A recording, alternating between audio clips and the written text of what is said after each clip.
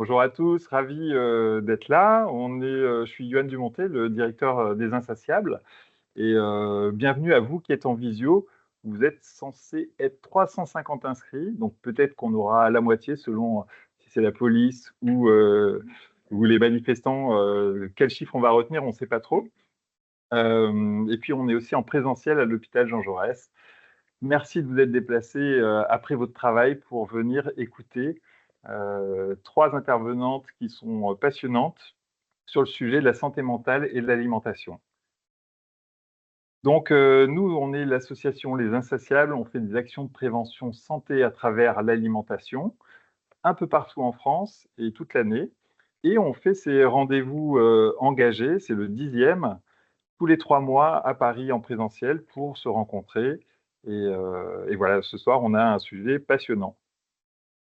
Donc, on parle beaucoup de santé mentale aujourd'hui, hein, c'est un thème qui est plus qu'à la mode, mais qui est quand même hyper important. On est sur une année spécifique sur la santé mentale, mais on parle rarement, on l'associe rarement à ce qui se passe dans l'assiette à ce niveau-là. Pourtant, ce qu'on mange, ça influence notre humeur, notre énergie et aussi notre santé globale. Alors ce soir, on va explorer une question simple mais essentielle. Et si notre santé mentale passait aussi par notre assiette? Pour éclairer ce sujet, nous avons trois intervenantes qui ont des points de vue très différents. Laure Soulez-Larivière, diététicienne et orthophoniste, qui va faire les liens entre nutrition et santé mentale. Martine Culis, qui est experte nutrition chez Sodexo et qui va nous parler de ce qui se joue dans l'assiette de nos aînés en particulier. Et enfin, ensuite, nous aurons Delphine Domry, qui est designer culinaire. Écoute, Delphine, je ne savais pas que ça existait, ce métier, mais on a hâte de t'écouter avec une présentation vraiment très décalée finalement par rapport à nos métiers de la restauration plus classiques. Mais l'idée, c'est de savoir comment l'art et le design peuvent transformer l'expérience alimentaire. Sur le format, on a 20 minutes de présentation et de parole chacune, et suivi de 10 minutes de questions. Donc, j'essaierai de prendre une question dans le public et une question sur le chat. Voilà, donc en tout, on en a pour 1 h 30. On commence tout de suite avec Laure Soulez-Larivière, diététicienne et orthophoniste, qui est membre du comité d'experts des Insatiables et qui va nous parler des liens entre nutrition et santé mentale. Laure, c'est à toi.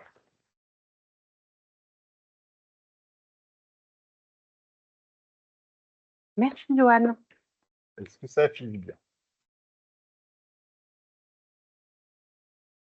Voilà. Merci beaucoup. Bonjour à tous. Je remercie les Insatiables de m'avoir invité pour parler de nutrition et de santé mentale.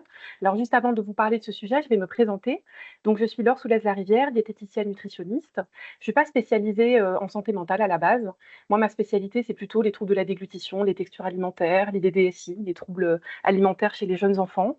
Mais la santé mentale, finalement, elle s'invite partout dans nos prises en charge, quelles que soient les pathologies qu'on rencontre en fait. Donc ça m'intéresse, ce sujet beaucoup. Je me suis beaucoup documentée dernièrement sur la santé mentale. Je vais vous faire un petit peu une revue de la littérature. Que disent les scientifiques actuellement sur le lien entre la nutrition et la santé mentale?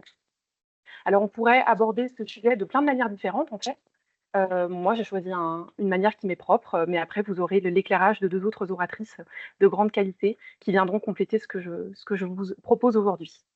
Alors, avant de commencer à parler de nutrition et de santé mentale, on peut parler déjà de ce que c'est que la santé. De manière générale, la santé, donc l'OMS, l'Organisation mondiale de la santé, l'a décrite dans sa définition, qui est que la santé, eh bien, c'est l'état de complet bien-être, à la fois physique, mental et social, et que la santé ne consiste pas seulement en une absence de maladie ou d'infirmité. Donc ça sous-entend que la partie mentale de la santé fait partie de la santé. Donc la santé mentale fait partie de la santé de manière générale. Ça veut dire que si vous êtes en bonne santé physique, mais pas en bonne santé mentale, potentiellement vous n'êtes pas en bonne santé de manière générale. Alors il s'avère que l'OMS a aussi écrit une définition de la santé mentale que je vous présente. Et donc qu'est-ce que c'est que la santé mentale selon l'OMS? Eh bien c'est l'état de bien-être. C'est ça qu'on va retenir peut-être aujourd'hui, le bien-être, qui permet à chacun de réaliser son potentiel, de faire face aux difficultés normales de la vie, donc par exemple des deuils, des déménagements, des maladies, des obstacles de vie, des expériences de vie qui ne sont pas forcément toujours faciles, faire face aux difficultés, travailler avec succès, excusez-moi, le côté aussi professionnel, et la capacité en fait à se réaliser professionnellement parlant et d'être en mesure d'apporter une contribution à la communauté, en fait, de faire partie d'un groupe social, de faire partie du groupe de manière générale. Donc la santé mentale, on retrouve la notion de bien-être, c'est ça qu'on va retenir aujourd'hui, la notion de bien-être, la notion de pouvoir réaliser son potentiel, faire face aux difficultés, travailler et faire partie de la société, faire partie intégrante de la société, se sentir en fait appartenir au groupe. Alors moi j'ai décidé, après ces deux définitions, d'aborder la santé mentale à partir d'un modèle que vous connaissez peut-être, qui s'appelle le modèle biopsychosocial. Je ne sais pas si ça vous parle, si vous avez déjà entendu parler de ce modèle-là. Je l'ai trouvé très intéressant, on me l'a expliqué dans une formation justement sur la psychopathologie il y a quelques temps, et je l'ai trouvé extrêmement intéressant, ce modèle biopsychosocial. Alors ce modèle, il a été décrit assez récemment, finalement, ça fait pas si longtemps que ça, dans les années 80 par un psychiatre américain, George Engel. J'espère que je prononce bien son nom. Alors, ce monsieur est né en 1913, il est décédé en 1999, j'ai un peu lu sur lui. Et donc, c'est le premier psychiatre qui a mis en lien les aspects bio-psychosociaux ensemble pour parler de santé mentale. Et je trouve que c'est extrêmement intéressant parce que lui, il considère que la santé mentale, en fait, elle est sous-tendue par plusieurs facteurs qui peuvent avoir une interaction dynamique entre eux, donc des facteurs biologiques, psychologiques et sociaux. Ça vous semble peut-être un peu abstrait ce que je suis en train de raconter, donc je vais vous montrer quelques exemples pour pouvoir vous expliquer un petit peu plus clairement tout ça. Donc dans le modèle biopsychosocial qui explique donc la santé mentale, donc on a des éléments biologiques qui peuvent expliquer des problèmes de santé mentale. Donc on sait que la génétique a un rôle important dans la santé mentale. On sait par exemple qu'il y a des familles dans lesquelles il y a des traits dépressifs, il y a des traits anxieux, il y a des familles qui ont des traits avec troubles du spectre de l'autisme par exemple, vous voyez, donc ça peut être génétique. Ça peut être aussi une histoire de neurotransmetteurs, notamment de sérotonine. C'est pour ça notamment qu'on va donner des traitements qui s'appellent les inhibiteurs de la recapture de sérotonine, les IRS. On peut avoir aussi comme facteur biologique des maladies qui vont favoriser les troubles psychiques, l'inflammation, on en reparlera tout à l'heure. Le microbiote aussi intestinal a un grand rôle dans la santé mentale. La nutrition également est un des facteurs biologiques de santé mentale. Le sommeil aussi et l'activité physique. L'activité physique, je m'arrête juste deux minutes dessus. Peut-être que vous savez maintenant que les psychiatres prescrivent de l'activité physique à leurs patients. Les psychiatres prescrivent des séances de sport à leurs patients en cas d'anxiété, de dépression ou autre. On sait que l'activité physique a un rôle majeur sur la santé mentale et donc maintenant ça rentre même dans l'arsenal thérapeutique des médecins en fait. Le sommeil, c'est tout simple, c'est tout bête, mais c'est vrai que si on a une dette de sommeil, une privation de sommeil pendant plusieurs semaines, on va finir par être déprimé au bout d'un moment. C'est parce que peut-être vous l'avez déjà vécu, j'espère pas, mais si vous l'avez déjà vécu, je pense que ça doit sans doute vous parler. Pour les jeunes parents peut-être parmi vous, ou ceux qui ont été des jeunes parents. Voilà, le manque de sommeil peut aussi rendre irritable et ça peut être compliqué à cause de ça. La santé mentale ne vient pas que donc d'éléments biologiques, mais aussi d'éléments psychologiques. Quand on a vécu des traumatismes dans sa vie, ça peut expliquer certaines difficultés mentales par la suite. Quand vous avez eu une enfance, vous avez été déraciné, potentiellement maltraité dans votre enfance, ça peut expliquer des problèmes de santé mentale à l'âge adulte. On a aussi certains deuils qui peuvent être difficiles à surmonter. On sait aussi que la qualité de l'attachement, notamment avec les parents, joue un rôle important dans la genèse de troubles mentaux. Et on n'est pas tous capables aussi de réguler nos émotions de la même manière. Les grands hypersensibles, peut-être certains se reconnaîtront, grands hypersensibles ont parfois du mal à réguler leurs émotions et peuvent être plus rapidement propices à être déprimés ou stressés. Et puis, on a aussi certaines croyances. Alors ça va dépendre aussi parfois de l'éducation, de la culture, mais on a des croyances qui vont nous faire penser qu'on a mérité ce qui nous arrive, etc. etc. Voilà, ce genre de choses, par exemple. Et puis enfin, il y a des éléments sociaux. Il n'y a pas que le biologique et le psychologique dans la santé mentale, il y a aussi des facteurs sociaux, notamment l'environnement familial, qui peut être très, très important. Je pense par exemple à des personnes qui pourraient être exclues de leur famille en raison de certains choix ou de certaines orientations. Donc, c'est vraiment un facteur de troubles de santé mentale qui est important. Et puis, la santé mentale, ça passe aussi par les ressources financières. Même si on dit que l'argent ne fait pas le bonheur, c'est quand même important de pouvoir subvenir à ses besoins, ne serait-ce que des besoins de base. Et puis, l'insertion sociale aussi joue un rôle très important, bien sûr, dans la santé mentale et les conditions de travail aussi. Peut-être que vous l'avez déjà vécu ou entendu, quand on est malmené au travail, c'est compliqué d'arriver tout content le matin et de se sentir pas déprimé. Donc vous voyez que finalement, les troubles mentaux on ne peut pas les regarder à la lumière que d'un seul aspect, en fait. Et c'est plusieurs facteurs qui vont rentrer en lien les uns avec les autres. Et ce que dit le docteur Angel, c'est qu'il faut prendre en compte ces 3 dimensions. Quand on accompagne un patient qui a un trouble de la santé mentale, il faut prendre en compte les 3 dimensions du patient et qu'on ne peut pas juste lui donner un antidépresseur, par exemple, ça ne suffira pas. Il faudra aussi s'intéresser à d'autres facteurs de sa vie pour pouvoir l'accompagner sur un plan plus global. Et nous, aujourd'hui, on va parler de nutrition. Vous avez compris qu'on est là pour parler de ça. Donc moi, je vais vous parler un peu plus de la partie nutrition et comment la nutrition, en fait, elle peut influencer la santé mentale. Alors, il faut savoir que les auteurs se sont quand même penchés pas mal sur le sujet et que quand on regarde la littérature, donc j'ai regardé plein d'articles là sur les réseaux, pas sur les réseaux, au contraire sur les moteurs de recherche scientifiques, donc sur PubMed notamment, et j'ai regardé quand on tape nutrition, santé mentale, eh bien on tombe sur tout un tas d'articles. Et qu'est-ce qu'on retrouve dans plusieurs articles? C'est que ces dernières années, on a une augmentation de la prévalence des troubles mentaux dans le monde. Malheureusement, l'anxiété est en très forte augmentation, la dépression également. Il y a aussi malheureusement d'autres troubles mentaux, les troubles de type schizophrénie, de type idées suicidaires, etc., qui sont malheureusement en très forte augmentation. Alors, est-ce qu'elles augmentent ou est-ce qu'on les détecte plus? Il y a sans doute un peu des deux, mais bien sûr, on est plus à l'écoute maintenant des troubles de la santé mentale et donc on est plus capable de les diagnostiquer et de les comptabiliser dans les troubles de manière générale. Mais bon, c'est quand même un constat, c'est que la santé mentale ne va pas bien et qu'on a une augmentation des troubles mentaux dans le monde. Ce qu'on a remarqué aussi, c'est que sur le plan nutritionnel, c'est pas simple non plus et que la malnutrition sous toutes ses formes, que ce soit de la surnutrition ou de la sous-nutrition, de la dénutrition, c'est une des premières causes de handicap et de maladies dans le monde. Donc ça, c'est important de l'avoir en tête. On considère que dans le monde, 1 personne sur 9 est sous-alimentée et qu'une personne sur 3 est en situation de surpoids ou d'obésité. Donc en fait, on a à la fois une augmentation des troubles nutritionnels et aussi des troubles mentaux. Et en fait, face à ce constat, de se dire finalement, il y a de plus en plus de troubles de la santé mentale et il y a aussi beaucoup de troubles nutritionnels, est-ce qu'il n'y aurait pas un lien entre les deux? Donc les auteurs se sont penchés sur le sujet et en fait est née il y a quelques années la notion de psychiatrie nutritionnelle. Je ne sais pas si vous avez déjà entendu ce terme-là. La psychiatrie nutritionnelle, on appelle ça aussi la psychonutrition à certains endroits. En tout cas, dans les articles scientifiques, on retrouve le terme de psychiatrie nutritionnelle. Alors qu'est-ce que c'est? Eh bien, c'est l'étude de la nutrition sur la santé mentale, le lien entre la nutrition et la santé mentale. Alors, on va voir ce que disent un peu les études là-dessus, mais en gros, dans la psychiatrie nutritionnelle, il y a trois grands piliers en fait qui ressortent. Et donc, le premier pilier, c'est que une alimentation qui est riche en graisses saturées, une alimentation qui est riche en sucre raffiné et qui est riche en aliments ultra transformés, eh bien, elle favorise ce qu'on appelle l'inflammation de bas grade et le stress oxydatif.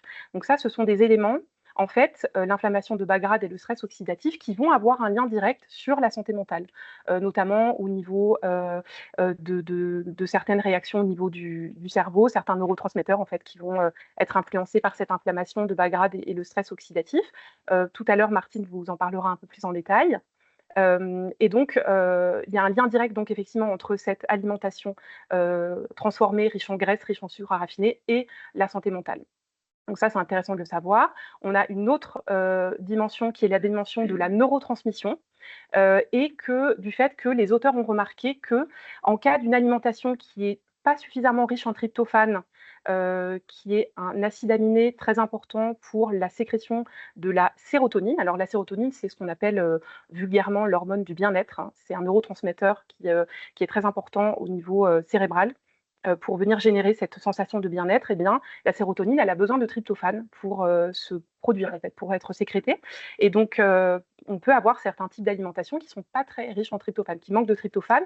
On peut aussi avoir des alimentations qui sont pauvres en oméga 3. Alors, les oméga 3, vous connaissez sans doute, vous avez dû déjà en entendre parler. On les trouve dans les sardines, par exemple, dans le maquereau, dans les noix de Grenoble, dans l'huile de colza, dans les aliments, évidemment, qui sont qui ne sont pas transformés. Et donc, cet oméga 3, ce tryptophane, sont très importants pour favoriser la neurotransmission. Donc, ces messages chimiques au niveau des synapses entre deux neurones, hein, qui sont très, très importants. Et puis, on a aussi toutes les vitamines du groupe B qui sont très importantes pour favoriser la neurotransmission et faire en sorte que tous les messages chimiques au niveau du cerveau se passent le mieux possible. Et bien, parfois, quand on a une alimentation ultra transformée, on n'a pas suffisamment. de vitamines du groupe B, on n'a pas suffisamment de tryptophane ni d'oméga 3, parce qu'en fait, on appelle ça vulgairement dans le jargon, peut-être que vous avez déjà entendu ce terme-là, les calories vides. Je ne sais pas si vous avez déjà entendu ça. Les calories vides, en fait, c'est les aliments qui sont très caloriques, mais qui contiennent pas beaucoup de nutriments intéressants. Je donne un exemple, mais j'ai rien contre. Personnellement, j'en mange aussi. Je pense aux chips. Je ne veux pas du tout critiquer. Voilà, toi aussi. Mais oui, je sais qu'on adore tous les deux les chips, c'est vrai. C'est un point commun qu'on a ensemble, absolument. Et donc, les chips, donc j'ai rien contre. Simplement, une consommation élevée de chips et qui sera au détriment d'aliments plus intéressants pour la santé, eh bien, c'est ça qu'on appelle les calories vides. C'est que les chips, ça apporte beaucoup de calories, mais malheureusement, la mauvaise nouvelle, c'est qu'il n'y a pas d'oméga 3, il n'y a pas de fibres, il n'y a pas de fer, il n'y a pas de calcium, il n'y a pas de magnésium, il n'y a pas entre guillemets de bonnes choses pour la santé mentale. Voilà. Donc, on peut tout à fait en manger, mais tout est une question de quantité et de fréquence, bien sûr. Voilà, ça c'est notre métier de diététicien, de négocier avec les patients les quantités et les fréquences et d'arriver à trouver des choses qui sont à la fois agréables et aussi bonnes pour leur santé de manière générale. Donc voilà pour ces éléments concernant la neurotransmission. Donc c'est un deuxième effet intéressant de la nutrition sur le cerveau, sur la biologie, notamment les neurotransmetteurs. Et puis il y a un dernier axe qui est très important, que vous connaissez sans doute, qui est l'axe intestin-cerveau. Je ne sais pas si ça vous parle, cet axe-là. Le microbiote, ça vous parle sans doute parce qu'on en parle énormément. Le microbiote, je parle du microbiote intestinal, parce qu'on a plusieurs microbiotes dans le corps, mais je parle du microbiote intestinal, donc toutes les bactéries qu'on a dans le côlon, qui sont extrêmement importantes pour notre santé. Notamment, l'idée, c'est d'avoir des bactéries, on va dire, bénéfiques pour l'hôte, c'est-à-dire pour nous. Et on peut avoir parfois des bactéries délétères qu'on appelle les bactéries pathogènes. Et parfois, elles peuvent malheureusement passer en fait dans la circulation et atteindre le cerveau et aussi par un nerf qu'on appelle le nerf vague. Et donc, le microbiote, la qualité du microbiote intestinal est directement reliée à notre santé mentale en fait. Et comment on fait pour avoir un bon microbiote? Vous le verrez dans la présentation qui va suivre la mienne, mais l'idée c'est d'avoir une alimentation qui est riche en végétaux, qui est riche en fruits, en légumes, qui va être riche en céréales complètes, qui va être riche en légumineuses, lentilles, haricots rouges, etc. Une alimentation qui est variée, c'est très important, une alimentation qui est diversifiée et surtout une alimentation qui est la moins transformée possible. Mais on a quand même le droit de temps en temps de manger des chips. C'est la bonne nouvelle. En fait, ça fait partie de la santé mentale, hein, de manger ce qu'on veut. Parce que c'est vrai que si on essaye de manger parfaitement bien, il ne faut pas que ça dépasse et qu'il n'y ait pas un gramme de sucre et un gramme de chips, on va être malheureux aussi. Hein. Donc finalement, voilà, tout à fait. Sans chips, c'est la dépression. Absolument. Donc en fait, la santé mentale, ça passe aussi par le plaisir de manger. Et une alimentation, on va dire, parfaite, n'est pas la réponse du tout à la santé mentale. Vous ne serez pas plus heureux si vous mangez strictement des repas faits par une intelligence artificielle. Voilà, il faut aussi s'accorder du plaisir alimentaire. Ça fait partie de la santé mentale, bien sûr. Ce qu'il faut retenir des études actuelles, c'est que donc l'alimentation, c'est un facteur de risque pour la santé mentale, mais que la bonne nouvelle, la très très bonne nouvelle, c'est que c'est un facteur de risque qui est modifiable. Contrairement au facteur génétique, par exemple, si vous êtes né dans une famille à tendance dépressive ou avec voilà, des traits anxieux, etc., bah, c'est difficile de modifier la génétique. Par contre, c'est plus facile de modifier son alimentation. Donc, on peut améliorer sa santé mentale grâce à l'amélioration de son alimentation. L'idée, c'est pas d'être parfait, de faire tout parfaitement bien, mais c'est d'arriver à trouver peut-être plus d'options meilleures pour la santé mentale avec un peu plus d'oméga 3, un peu plus de fibres, plus de végétaux, etc. Essayer de réduire un petit peu les aliments ultra transformés, mais l'idée, c'est qu'on n'interdit jamais rien. Ça, c'est la bonne nouvelle. Voilà. Nous, les diététiciennes, on accompagne les patients à cette modification de l'alimentation, tout en conservant bien sûr le plaisir de manger. Il faut savoir aussi que donc une alimentation élevée en aliments ultra transformés, donc elle est pauvre en nutriments essentiels, malheureusement, et donc elle va être associée à la dégradation de la santé mentale. Ça, c'est très clair. On voit bien dans les études que les patients qui s'alimentent à base de fast-food, etc., ben, malheureusement, ils ont des scores de santé mentale qui sont moins bons que les patients qui ont une alimentation faite à partir d'aliments frais, d'aliments bruts, qui cuisinent eux-mêmes en fait à la maison. Ce qu'il faut avoir en tête aussi, et ça, Martine tout à l'heure vous le précisera aussi, c'est que finalement, si on devait retenir un modèle, ce serait plutôt l'alimentation méditerranéenne qui est très protectrice, très psychoprotectrice entre guillemets. Cette alimentation méditerranéenne, donc, qui va être riche en végétaux, en fruits, en légumes, en légumineuses, en graines, etc., qui va être pauvre, bien sûr, en viande rouge, enfin pauvre, il ne faut pas qu'il y en ait trop, qu'il y a une alimentation, on va dire, une consommation modérée de viande rouge, de charcuterie, etc. Pas beaucoup d'alcool, voilà, ce genre de choses. C'est une alimentation qui est associée à des bons scores de santé mentale et c'est un des modèles les plus protecteurs dans le monde. Alors il y a d'autres modèles, mais celui-là, il ressort énormément dans les études. Donc la bonne nouvelle, c'est qu'en France, on peut tout à fait adopter une alimentation méditerranéenne, hein, c'est tout à fait possible et qu'on peut être accompagné pour améliorer ses prises alimentaires. Et d'ailleurs, j'avais une petite anecdote à vous raconter par rapport à ça. Donc moi, comme vous savez, je suis pas psychiatre, je suis pas psychologue, hein, je suis pas spécifiquement amenée à rencontrer des patients qui ont des troubles de la santé mentale. Mais encore une fois, mes patients, quand ils viennent me voir, ils ont des pathologies graves, hein, ils ont des cancers, des scléroses en plaques, des choses comme ça. Bah, forcément, la santé mentale est touchée. On peut pas, c'est difficile, hein, quand on vous annonce une maladie grave, c'est difficile de garder le moral. Donc, la santé mentale, elle est toujours présente dans les consultations. Et j'ai eu récemment une patiente de 62 ans qui venait me voir pour des. Alors, ça, vous allez vous dire, c'est pas très grave. Bon, ben, en fait, vous allez comprendre, cette patiente de 62 ans, elle avait des infections urinaires à répétition. Tout le temps, tout le temps, tout le temps, tout le temps, des infections urinaires. Et en fait, elle me disait, il n'y a rien qui fonctionne. Ça faisait des années qu'elle était dans cette situation-là. Elle faisait tout ce qu'il fallait faire, c'est-à-dire boire beaucoup, faire attention, tout de suite prévenir son médecin dès qu'elle sentait un signe, etc. Et en fait, elle était totalement déprimée par ça. Elle me disait, en fait, je peux plus sortir de chez moi, j'ai des traitements tout le temps, etc. Et je ne sais plus quoi faire. Et c'est vrai que l'infection urinaire, hein, les diététiciennes, on n'est pas habitués à voir ça en consultation. C'est pas souvent qu'on vient en disant, bah voilà, bonjour madame la diététicienne, j'ai des infections urinaires. Bon, c'est un peu particulier. Donc moi, je me suis dit, bah, je vais faire ce que je peux, hein, et ce que je peux, c'est quoi? Bah, c'est de l'aider justement à avoir une alimentation qui va moduler, freiner son inflammation de manière générale, ce qu'on appelle cette inflammation de bas grade qu'on a vu juste avant. Et donc, je lui ai dit, bah, on va essayer donc de se lancer dans une alimentation méditerranéenne. Il n'y avait pas énormément de choses à changer chez cette dame qui avait plutôt des bonnes habitudes alimentaires. On a rajouté un peu de sardines par-ci, on a rajouté un peu de féculents, on a rajouté un peu de légumineuses, on a mis quelques noix de Grenoble, quelques amandes, quelques pistaches par-ci par-là. On a retiré un peu trop de petits biscuits industriels, on a remplacé par des choses plutôt faites maison. Et en fait, la patiente m'a dit, je n'ai plus d'infection urinaire. Alors, est-ce que ça vient de là? Je ne sais pas, je reste, hein, voilà, on ne sait pas, mais on peut dire que oui, peut-être que cette inflammation effectivement de bas grade a été réduite par l'alimentation méditerranéenne. Je l'espère. En tout cas, ça a fonctionné, c'est une bonne nouvelle. Et puis le deuxième effet, c'est qu'elle m'a dit, et je voulais vous le dire aussi, ça va quand même beaucoup mieux dans ma tête, hein, depuis que je mange ce que vous m'avez conseillé. Alors, ça va mieux peut-être parce qu'elle n'a plus d'infection urinaire et que c'était une gêne sociale forte. Ça va mieux aussi peut-être parce qu'elle a moins d'inflammation de bas grade, parce qu'elle a moins de stress oxydatif, parce qu'elle a moins de difficultés de neurotransmission et qu'elle a un meilleur microbiote, elle a un microbiote en meilleure santé. Voilà ce que je voulais vous dire sur la nutrition et l'alimentation et je suis à votre disposition si vous avez des questions.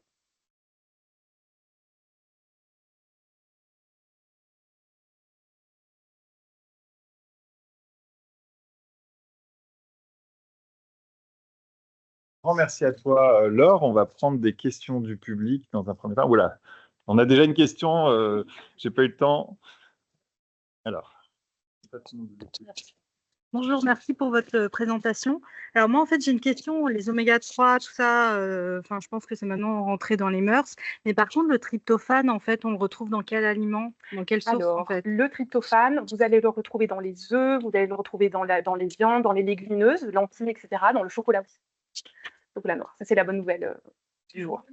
Voilà, donc dans une alimentation, alors ce qu'il faut retenir en fait, c'est qu'il faut vraiment avoir une alimentation qui est à la fois variée et diversifiée.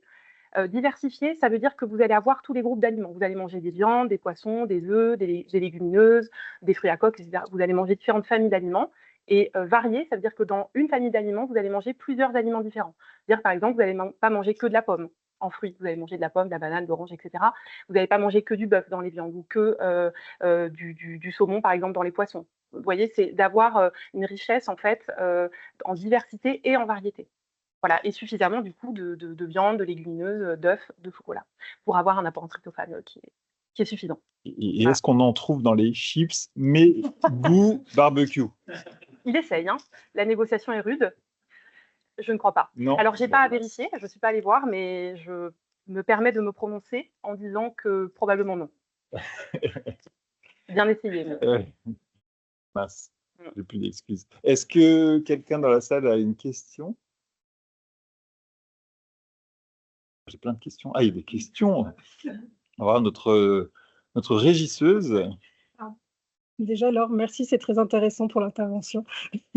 Et ensuite, la première question, c'est est-ce que l'alimentation anti-inflammatoire est définie scientifiquement?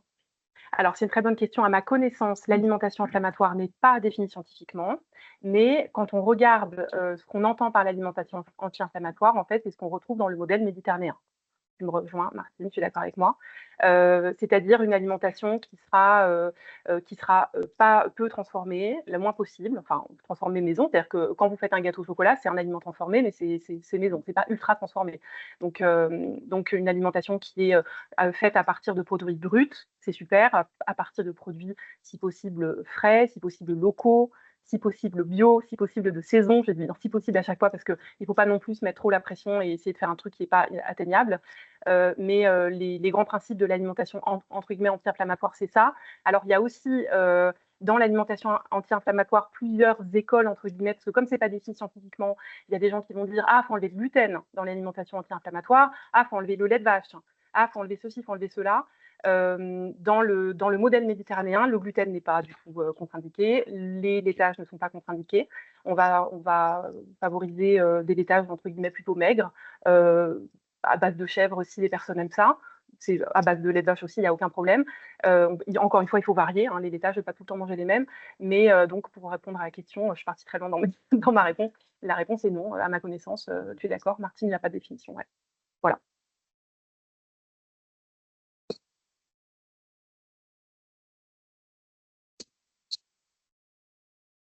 Et à contrario, effectivement, est-ce qu'il y a un listing assez scientifique qui reconnaît les les aliments inflammatoires et avec une classification de dangerosité, par exemple? Alors, c'est une très bonne question. Et démontrer justement les Ouais. idées reçues par rapport au gluten, au lait, etc. Alors, à ma connaissance, il n'y a pas de liste d'aliments inflammatoires, d'aliments pro-inflammatoires. On sait que on a en revanche des classifications qui nous permettent de scorer, entre guillemets, l'ultra-transformation des produits. Il y a des scores, Score Nova par exemple, si ça vous dit quelque chose, qui permettent d'évaluer le degré de transformation d'un produit.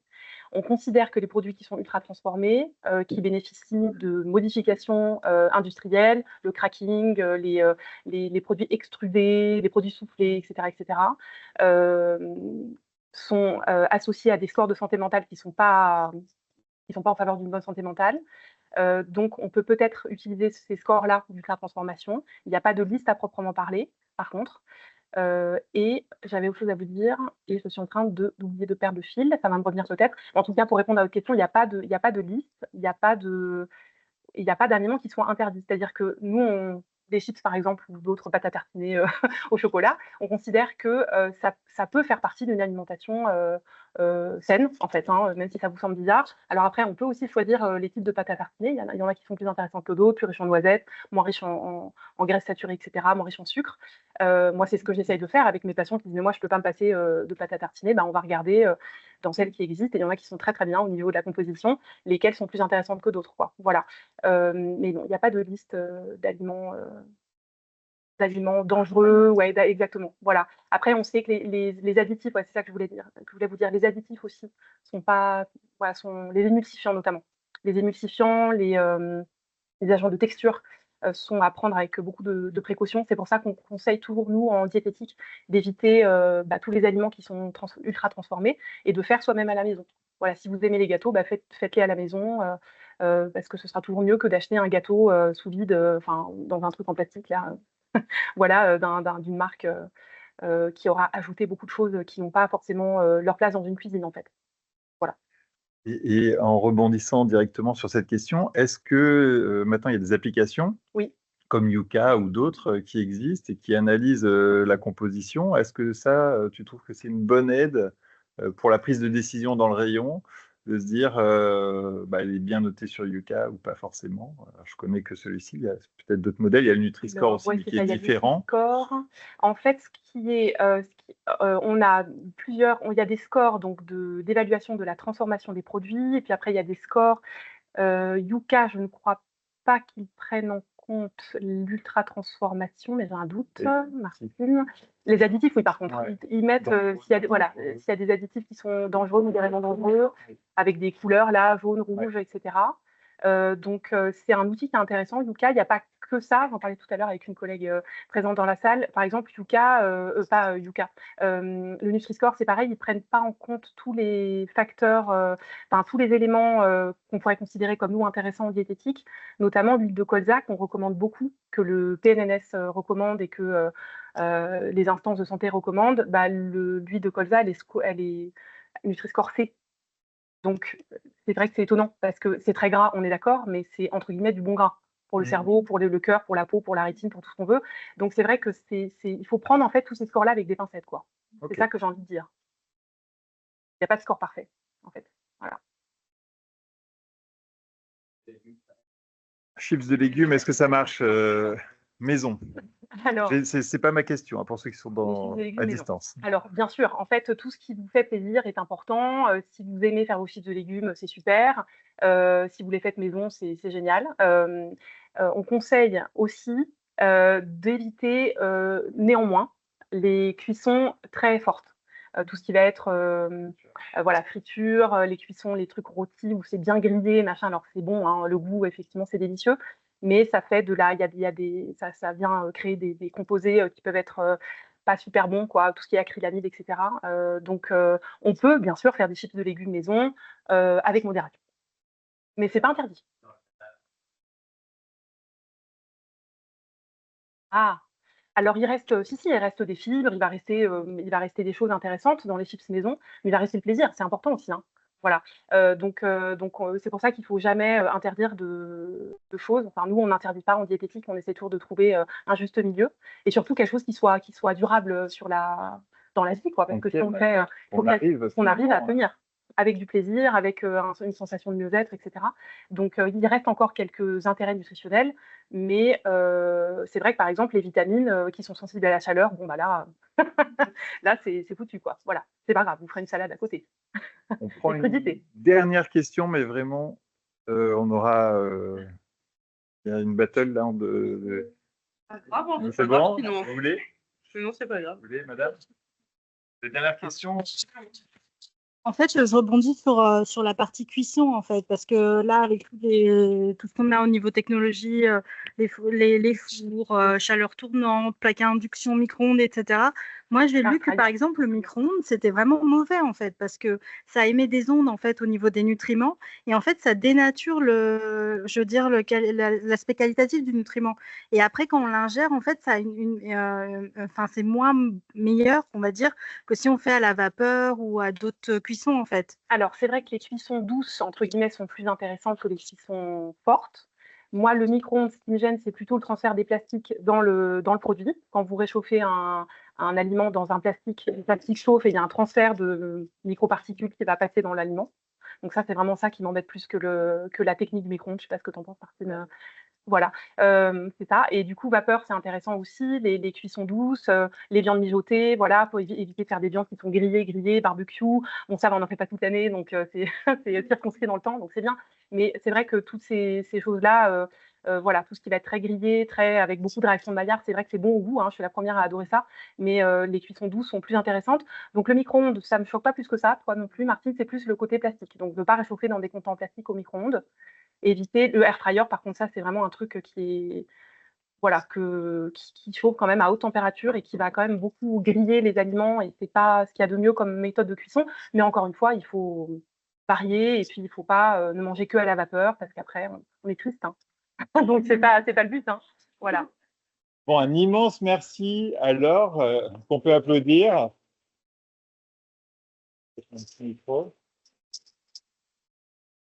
Et puis, on a le plaisir d'accueillir Martine Culis, qui est experte nutrition chez Sodexo, et qui va nous parler de ce qui se passe dans l'assiette de nos aînés et des études qu'ont pu faire Sodexo en la matière.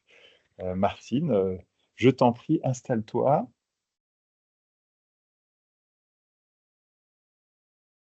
Voilà.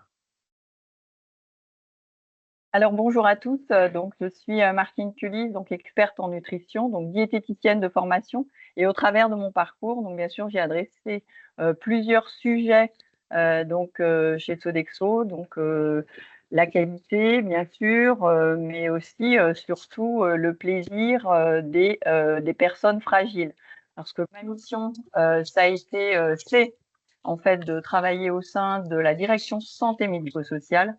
Donc, je travaille exclusivement pour les personnes âgées, les personnes en situation de handicap. Chez Sodexo aussi, j'ai eu par le passé l'occasion de travailler sur la réduction du sel dans les recettes et la réduction du sucre et l'évolution aussi des matières grasses, donc des compositions, associations des matières grasses. Donc voilà pour ma présentation. Alors là, le sujet en fait qui s'adresse que je vous adresse, pardon, c'est la santé mentale chez nos aînés, mais surtout au travers de l'assiette. Alors cette santé mentale, donc on va faire une rapide immersion donc en France. Où en est-on? Qui est concerné chez la personne âgée? La place de la prévention, donc Laure nous en a quand même un peu parlé. Cette place, elle est vraiment essentielle et comprendre les enjeux, les impacts aussi, les interactions avec la santé mentale. Et on arrivera concrètement, même s'il y a eu beaucoup d'échanges et déjà beaucoup de questions, sur des recommandations appliquées. Et je vous propose donc un échange en synthèse. Donc la santé mentale, si on regarde à aujourd'hui, santé mentale chez les aînés, un enjeu sociétal qui est majeur, parce qu'en fait, on le sait tous, hein, ici, le vieillissement de la population française est clairement engagé. Donc une personne sur 4 aujourd'hui a plus de 60 ans, et dans les années 2070, donc c'est 1 sur 3. Donc ça, c'est des éléments importants. Et je suis allée observer la santé mentale, parce que moi, je ne suis pas non plus une spécialiste à 100% de la santé mentale. Mais en tout cas, chez la personne âgée, eh bien, 1 sur 3 de plus de 60 ans est concernée par une problématique de santé mentale. Et donc, plus de 60 ans, on les adresse plutôt à domicile, où ils vivent en résidence-service, aussi en accueil. En EHPAD, on sera plutôt 1 sur 4, pour des personnes plus de 70 ans, voire une moyenne d'âge bien au-delà de 86 ans dans les EHPAD que je visite régulièrement. Très souvent, quand on parle des aînés, en fait, on parle dénutrition. Mais n'y a-t-il pas un lien entre ces 40% de personnes âgées dénutries entrant en EHPAD, vivant en EHPAD, et aussi l'assiette, la perte d'appétit? Donc là, c'est une évidence. D'autant qu'en fait, il y a des chiffres aussi édifiants qui parlent de mort sociale chez la personne âgée. Donc là, on est quand même sur une problématique qui nous touche et qui nous touche avec de l'émotion, mais aussi en tant que professionnel. N'y a-t-il pas un peu d'espoir? Bien sûr. Donc l'espoir, c'est la prévention. Parce qu'en fait, jusqu'à 45% des démences peuvent être retardées par la prévention. Laure nous en a dit quand même nous en a donné des données référencées scientifiquement. Alors, quelle alimentation proposer à nos aînés donc pour faire en sorte que cette prévention soit réellement un levier et un levier de qualité de vie? Comment comprendre l'enjeu? Eh bien, en effet, chez Sodexo, on a la chance dans le groupe d'avoir d'autres pays qui ont aussi adressé depuis quelques mois, quelques années, ce sujet. Donc, on a un livre blanc qui a été fait en association avec, alors je vais essayer de bien vous le dire, hein, Social Impact Partners, pour étudier le rôle de la nutrition dans le maintien de la santé mentale tout au long de la vie. Donc, pas uniquement chez la personne âgée, chez l'aîné, comme on peut la qualifier. Donc, des chiffres intéressants, avec 80% de notre santé, de notre état de santé est influencé par l'alimentation, mais aussi nos modes de vie. Donc, l'isolement, une corrélation directe avec l'isolement, forcément perte d'appétit. Quand on est seul et qu'on mange seul, on mange bien le premier jour. Le deuxième jour, peut-être bien aussi. Mais le troisième, ça commence un peu à changer. Et puis, parfois, on arrive à avoir, ça c'est pour les personnes qui visitent les domiciles, eh bien, des frigidaires qui se vident. Donc, et plus du tout d'envie de passer à table. Et très souvent associé à des situations de dépression. 45% des cas de démence peuvent être retardés en agissant sur la prévention. Donc ça, ce sont des données tirées du livre blanc donc de Sodexo. L'apport aussi de nutriments va jouer un rôle dans cette santé cognitive parce que va permettre de travailler l'efficacité de la mémoire et l'attention. L'efficacité de la mémoire, c'est aussi de travailler soit des petits jeux, mais c'est aussi on fait travailler sa mémoire quand on prépare des repas, quand on cuisine en atelier culinaire. Donc il y a aussi tout un tas de petites astuces qui permettent d'aller dans ce sens, d'avoir une influence favorable sur la santé mentale. L'axe cerveau-intestin, donc rôle important, on va en reparler tout de suite après. Et bien sûr, toutes ces maladies chroniques qui vont venir affecter le cerveau, maladies chroniques telles que les maladies cardiovasculaires, diabète, et en lien étroit avec nos habitudes alimentaires et nos habitudes de vie, entre autres, très souvent corrélées à une baisse d'activité physique. Les recommandations appliquées. Donc, comment mieux répondre aux besoins nutritionnels du cerveau? Donc là, je vais m'attarder sur cet axe intestin-cerveau. Donc, bien sûr, on parle de plaisir à manger, donc ça part de la bouche, le plaisir à manger, le plaisir d'avoir une belle assiette, le fait d'avoir des sensations, salivation et des sensations olfactives. Mais en fait, ce cerveau n'est pas du tout un organe isolé. Même s'il va capter en fait plus de 20% des apports nutritionnels dans son fonctionnement quotidien, eh bien, il a besoin d'avoir un rôle vraiment très rapproché avec la barrière intestinale. Je vais prendre un peu d'eau. Avec cette barrière intestinale. C'est connecté quelque part. Voilà, c'est complètement connecté. Donc, on a un rôle de communication qui est carrément établi comme étant bidirectionnel. Donc, ça va fonctionner dans un sens et dans l'autre. Alors, Laure nous en a parlé. L'axe neuronal, donc tous ces neurones, on a entendu parler de nerfs, de synapses. On parle aussi des hormones. La barrière intestinale est en capacité aussi de transformer en fait les hormones. On a parlé du tryptophane, la sérotonine, tout ça se passe au niveau du microbiote intestinal. Et aussi d'un point de vue immunitaire. Donc, quand on a un microbiote qui est enflammé par trop de produits alimentaires préparés, en fait, eh bien, on va perdre en immunité. On va baisser son immunité. Alors, pour éviter les inflammations, cette communication, elle a des bénéfices parce qu'elle va éviter les inflammations chroniques du microbiote. Elle va permettre aussi de produire des cellules des composés qui vont aller protéger ce cerveau. Et elle va permettre forcément d'améliorer notre immunité. Je ne sais pas si vous avez entendu parler d'alimentation fermentée, par exemple. Ça aussi, c'est un point super intéressant parce qu'en fait, il va venir renforcer l'efficacité des micro-organismes au niveau intestinal et va aider à avoir une combinaison gagnante. Donc, cette barrière, elle est sélective, elle est très efficace. Mais elle permet aussi de cibler les meilleurs nutriments, bien les transformer, mais encore faut-il qu'ils soient présents dans l'assiette. Quelle méthode a été utilisée par cette équipe aux États-Unis, donc en lien avec l'université d'Harvard, avec le professeur donc présenté ici?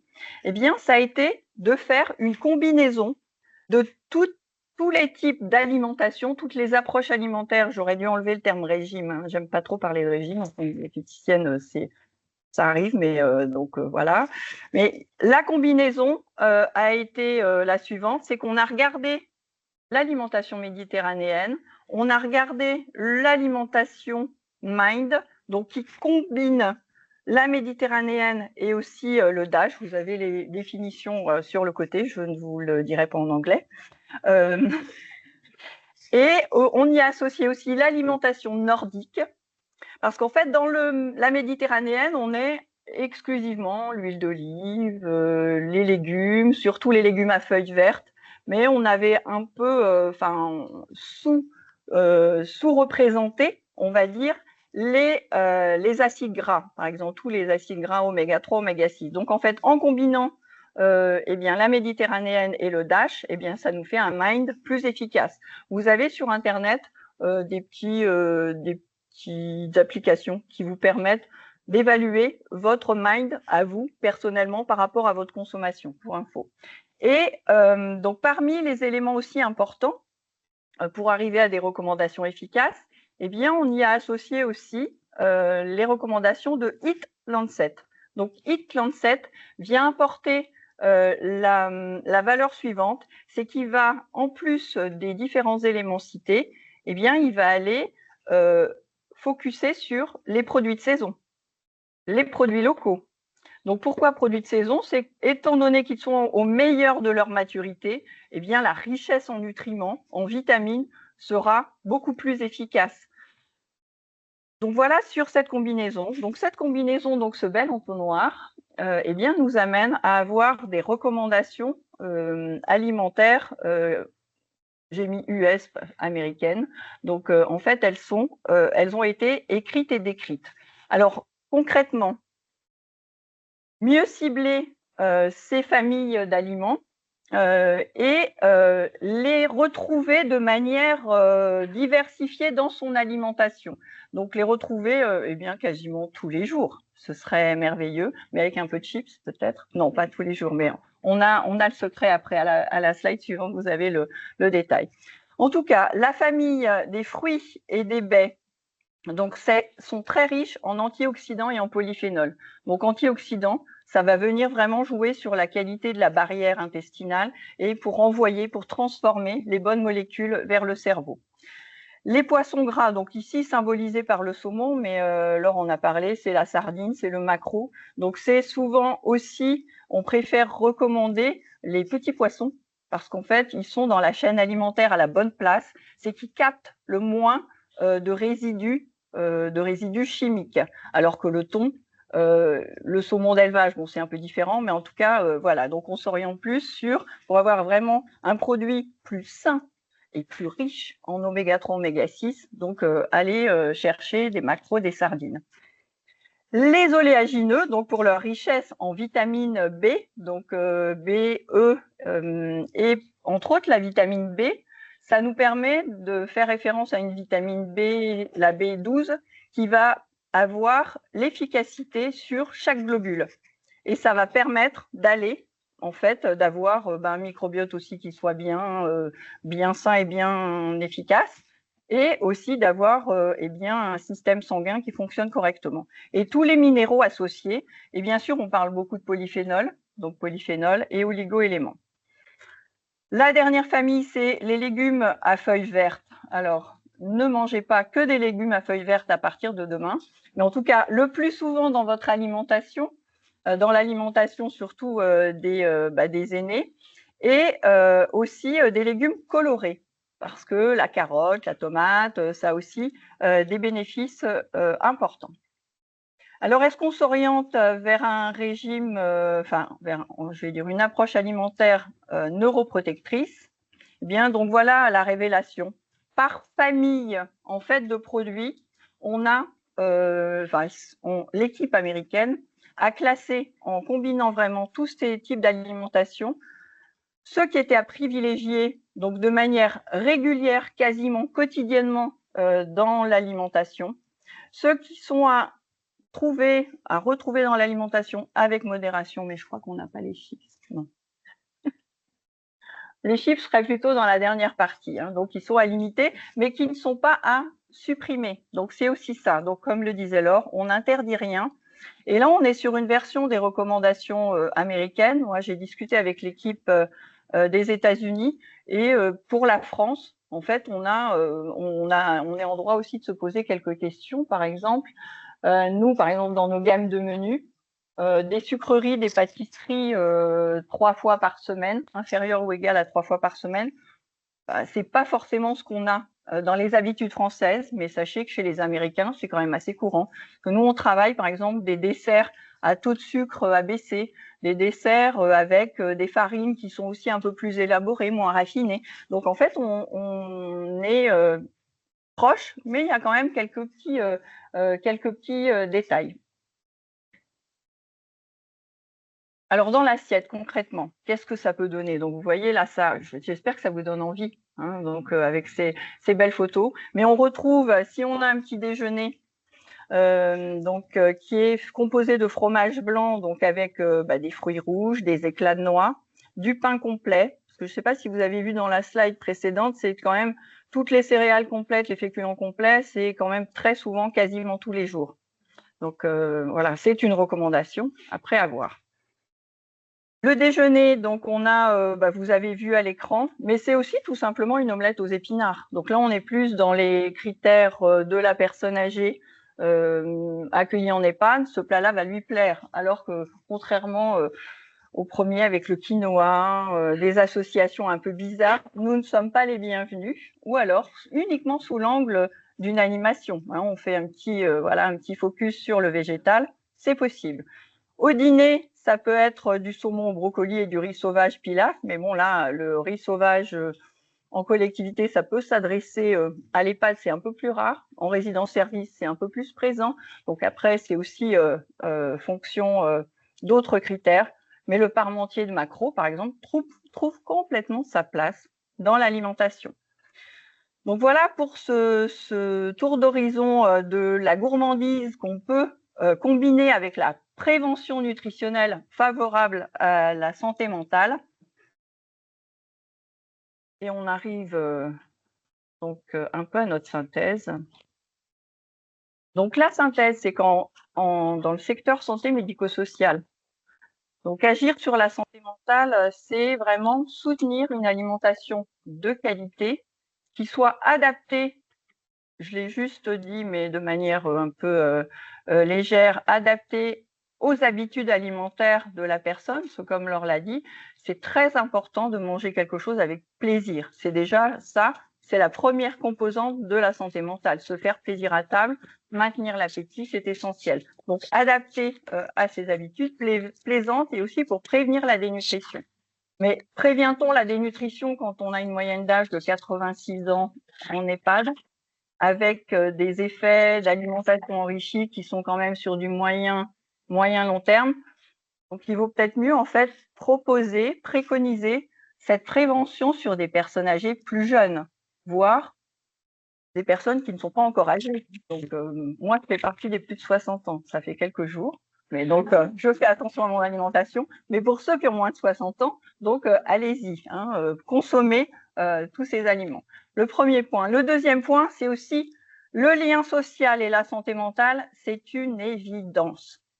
Garder des repas conviviaux pour réduire l'isolement, mais aussi stimuler cognitivement, parce qu'on discute à table, on parle de ses plats préférés, on parle de tout un tas de choses. Donc ça ouvre sur l'autre et donc le lien social est essentiel. Je l'ai dit de manière anecdotique tout à l'heure, mais les ateliers culinaires, c'est aussi cognitivement super intéressant, parce qu'on part d'une liste de produits, on parle de ces produits, voir si on est à domicile ou en résidence-service, aller les acheter. On fait aussi tout un travail en fait d'autonomie, de conservation des habitudes. Donc ça, c'est essentiel. Et après, on va les préparer. On va doser, peser, surveiller, pas tout passer à l'air fryer, par exemple, parce que c'est pas les habitudes forcément des personnes âgées. Et donc, garder une activité physique aussi adaptée. Les seniors ont un peu plus de mal, mais c'est très présent dans les résidences-services d'avoir des ateliers d'activité physique. Et quand on préconise lors d'ateliers qu'on peut nous animer, par exemple, dans ces établissements, eh bien, c'est des choses qu'ils font quand même couramment. Aller marcher, éventuellement un peu de jardin, s'il peut y avoir des petites animations. Alors nous, en tant que professionnels, eh bien, c'est vraiment s'atteler à cette voie de l'approche préventive, parce qu'en fait, c'est là la voie de l'espoir pour pouvoir en fait être efficace sur cette santé mentale.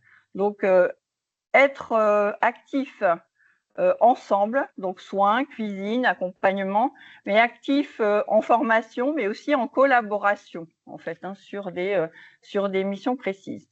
Dans notre métier aussi, on a bien sûr les choix de produits. On a les choix de produits, les choix de recettes. Je vous parlais du parmentier au maquereau tout à l'heure. Eh bien, c'est aussi, on le sait très bien, dans un contexte économique qui est ce qu'il est, c'est de pouvoir absorber aussi l'impact économique de fruits oléagineux, de produits dits complets, de produits bio aussi dans l'alimentation, et de retrouver tous ces aliments bénéfiques à la santé mentale. Et la prévention, donc, c'est tout au long de la vie, donc forcément aller vers les plus jeunes seniors et les encore plus jeunes.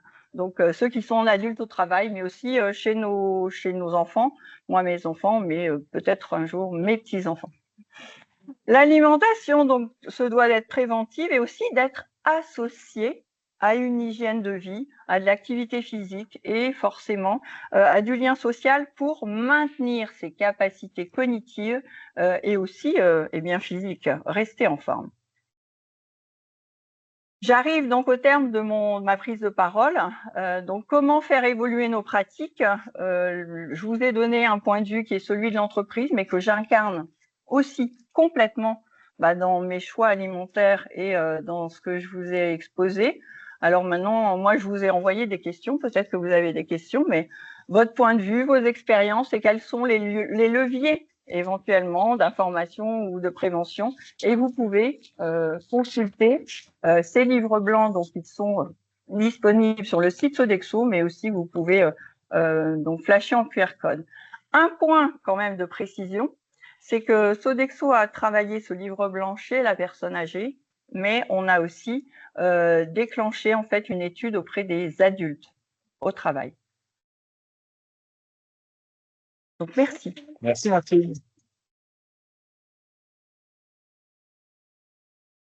Est-ce que nous avons des questions dans la salle? Oui. Alors attention, il y a un quota quand même. Là, pour ceux qui sont à distance, on a des adeptes de questions.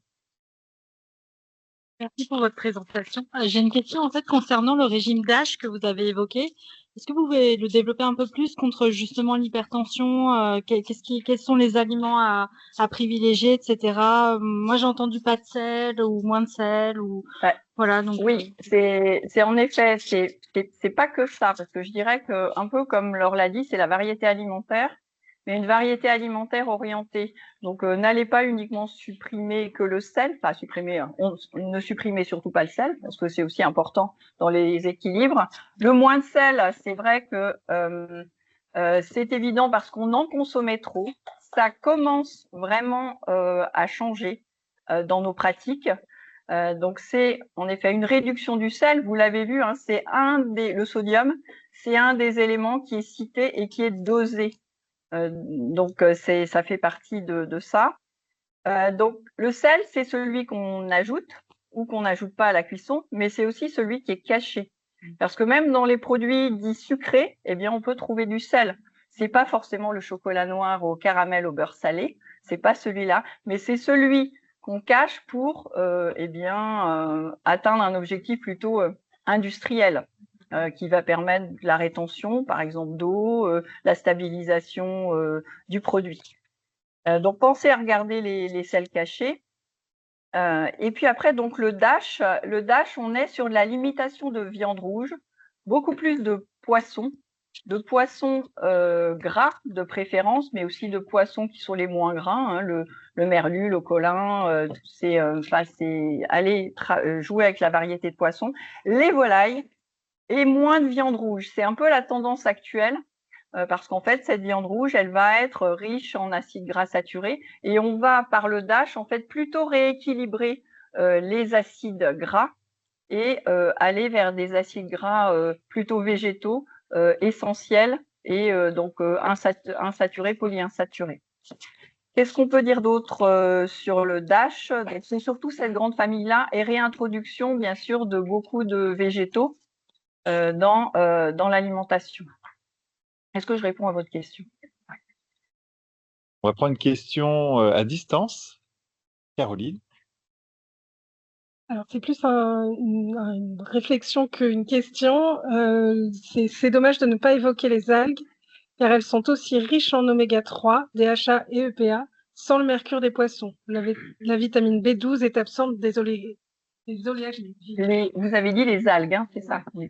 On aurait Bio-Alva pas loin dans les commentaires, peut-être. Donc, je dirais que dans l'alimentation, c'est vrai que je ne l'ai pas évoqué, Alors ça, je vais vous donner une anecdote. Pas plus tard que la semaine dernière, on était en réunion avec des chefs qui ont testé des recettes. Parmi ces recettes, pourtant c'était des chefs de l'Ouest. On avait mis des algues dans la recette.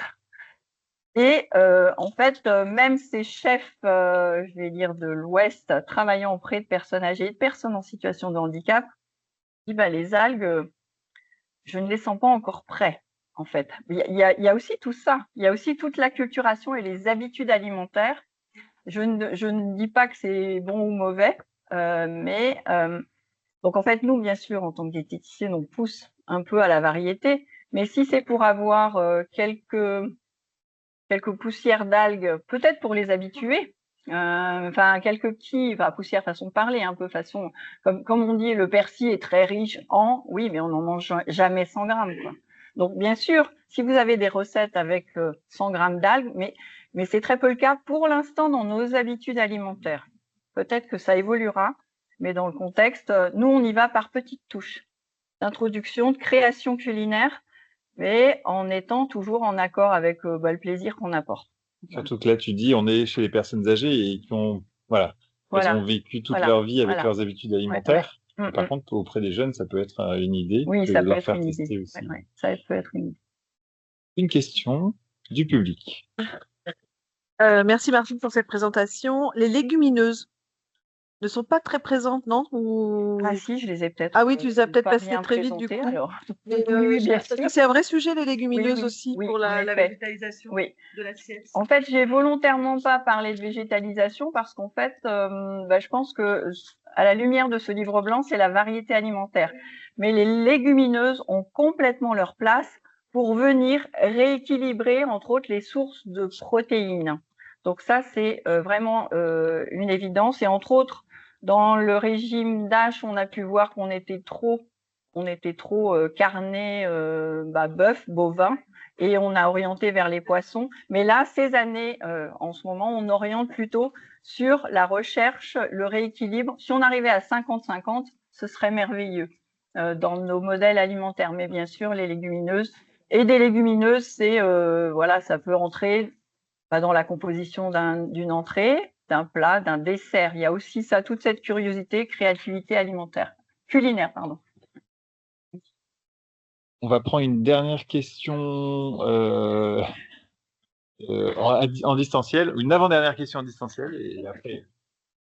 La question était plus sur le petit déjeuner et de savoir si manger trop sucré était problématique, mais il fallait plutôt privilégier les aliments comme le fromage avec du pain complet plutôt qu'au déjeuner ou au dîner. C'est en référence avec l'exemple de petit déjeuner que vous avez montré. Donc, en effet, dans l'exemple du petit déjeuner, moi, j'ai vraiment tenu à ce qu'on ait dans les images du pain complet, des laitages, pas forcément du fromage, mais je ne fais pas du tout la guerre au fromage. Mais ça peut être, on peut bien sûr substituer les fromages blancs ou les préparations type skyr par un fromage comme, je vais dire un nom du comté, par exemple, parce que j'adore ça. C'est très concentré en protéines et en calcium, mais qui fait plaisir aussi parce que j'adore. Donc voilà. Mais je dirais qu'après, si c'est tous les jours, on a forcément apport de matières grasses aussi dites saturées. Donc ça peut être du pain complet et du fromage, des fromages. Et je dirais que chez la personne âgée de nouveau, parce que c'est mon sujet, pain complet, ça fait un peu pain de régime. Donc il y a aussi ces habitudes-là où on est un peu toujours, voilà, ça c'est meilleur pour la santé. Nous, on peut manger du pain complet ou des pains élaborés à mie très dense dans notre quotidien, mais chez la personne âgée, cette baguette qui est un peu craquante, à la mie bien aérée, facile à manger aussi, eh bien voilà, ça fait partie de ces attentes aussi, et on est là pour leur faire plaisir. Mais on peut trouver en effet, tout à fait, de manière peut-être pas quotidienne, vous l'avez compris, du pain complet et du fromage. Avant de remercier Martine, on va prendre une dernière question du public. C'est pas obligé. C'est juste parce que moi, je suis désespérée. L'essentiel de mon alimentation, c'est des pâtes. Voilà, je mange des pâtes. Il y a quoi dans les pâtes? Est-ce que c'est pertinent? Je vois que vous le proposiez pas aux personnes âgées, donc voilà. J'arrive pas à m'en défaire. Je m'attendais pas à ce que vous le soyez, en fait. Hein. En fait, dans les pâtes, oui, après, si c'est votre alimentation quotidienne, écoutez, on mange des très bonnes pâtes en Italie. Les Italiens se portent aussi bien. Donc, voilà. Mais en fait, dans la pâte, il y a aussi la pâte. Alors, je vais dire, ne prenez pas les pâtes pré-cuites parce que ça va plus vite. C'est que le sucre est déjà proche de la calorie vide dont parlait Laure tout à l'heure. C'est-à-dire que ce féculent, qui est un sucre lent, eh bien, plus on va le cuire, plus il va être maltraité à la cuisson, eh bien, plus il va s'approcher d'un plat qui va vous apporter une calorie vide et qui pourra avoir un risque inflammatoire si vous en consommez vraiment beaucoup et régulièrement. Donc après, je dirais, variez vos pâtes. Allez sur des pâtes semi-complètes, il y a quand même des bonnes pâtes semi-complètes. On a fait le test chez les aînés, hein, mais les pâtes semi-complètes, eh bien, c'est pas leur attente. Hein, on a quand même un peu de mal. Hein. Donc voilà, mais nous, je dirais que dans notre alimentation, allez plutôt vers les semoules semi-complètes, les pâtes semi-complètes et avoir une variété intéressante et une pâte qui est plutôt raffinée, classique, faites-vous plaisir aussi. Hein. Donc, si c'est tous les jours, après, je vous invite à aller voir Laure en consultation libérale. Pour diversifier, oui, c'est important de diversifier et de peut-être d'avoir cette base et puis de rajouter plein de choses.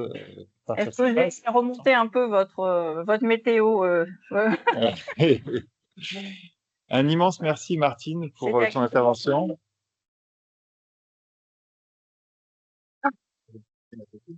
Donc, j'ai le plaisir maintenant d'accueillir Delphine, qui est jeune diplômée d'une école de design et d'art. J'espère que je dis pas trop de bêtises. Hein. Tu me dis si je me trompe, Delphine. Et qui a une approche vraiment très particulière, hyper intéressante, très riche sur comment allier la santé mentale et la nutrition. Je vais retrouver ta petite présentation.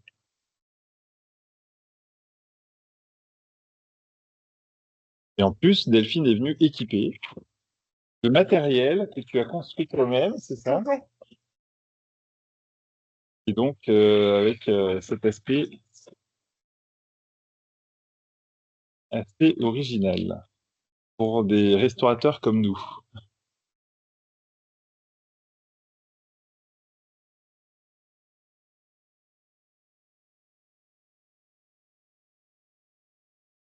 Je t'en prie, vas-y.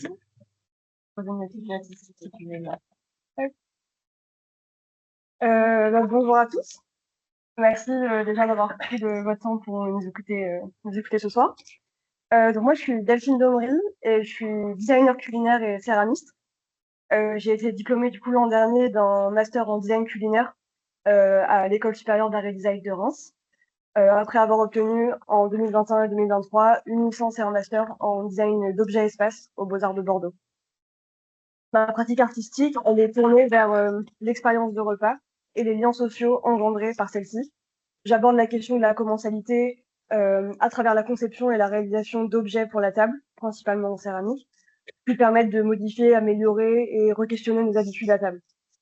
Le second axe sur lequel je travaille, c'est celui de l'installation et de la performance culinaire.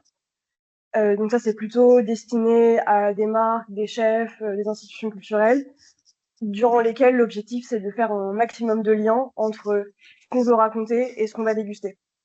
La cohérence, elle se fait par le lien à table, mais aussi par le lien aux espaces, au territoire, au récit. Et pendant ces expériences, je m'occupe du coup de la direction artistique, mais aussi de la scénographie, du dessin des bouchées, de la conception du menu, identité graphique, etc. pour vraiment apporter un maximum de cohérence. Et en fait, pendant ces moments-là, moi, je m'intéresse aux réactions et aux enjeux sociologiques qui sont engendrés par une expérience de repas singulière. Cet intérêt pour la sociologie et la psychologie m'a amené à développer un troisième axe, sur lequel je vais un peu plus détailler aujourd'hui, qui est celui du design culinaire appliqué aux soins. Donc, il existe une catégorie de design qui est appelée le design de la santé, qui est plutôt effectif dans le design d'espace, le design d'objets, et aussi la signalétique et le design graphique. Et en fait, pour mon projet de diplôme de l'an passé, j'ai choisi de m'y intéresser vraiment exclusivement en l'appliquant à l'alimentation et aux troubles du comportement alimentaire. Donc pour commencer ce travail, j'ai écrit un mémoire qui s'appelle Oscillation et qui traite de la place et de la plus-value d'un designer en milieu de soins auprès des patients atteints de TCA. Donc j'en ai des exemplaires ici si vous voulez le feuilleter après. Pour ce mémoire, j'ai travaillé du coup sur les 3 principales pathologies qui concernent les TCA, qui sont l'anorexie mentale, la boulimie et l'hyperphagie boulimique.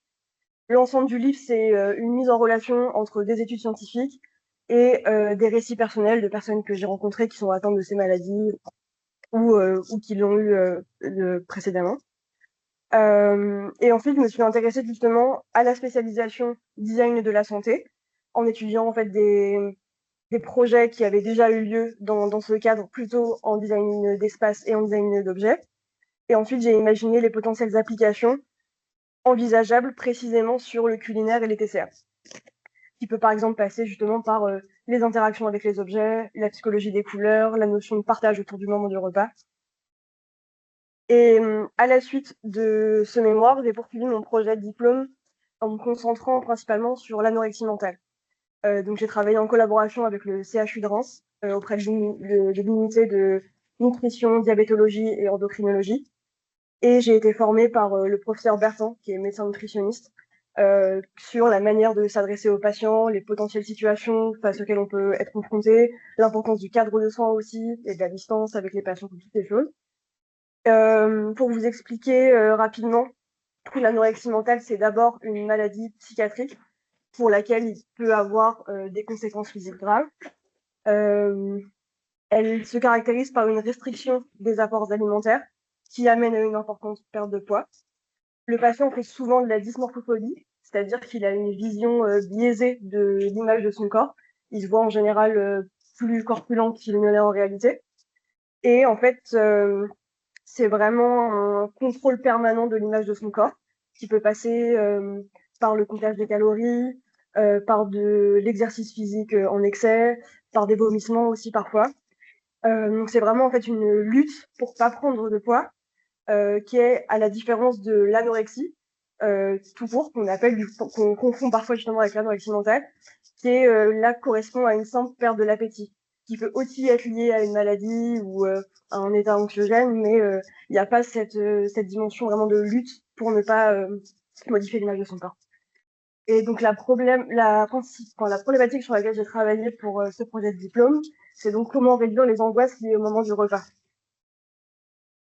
Dans un premier temps, il a fallu comprendre quelles étaient les réticences des patients lors du moment du repas. Et en fonction de ce que j'avais recueilli comme témoignage et de mes recherches pour le mémoire, j'ai noté 3 pistes potentielles pour contrer les réticences. La première, c'est le fait de cacher partiellement les aliments.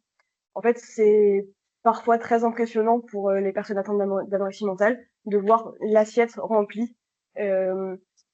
La seconde piste, c'est le fait de manipuler les objets de table pour reconnecter au moment du repas sans passer par le goût.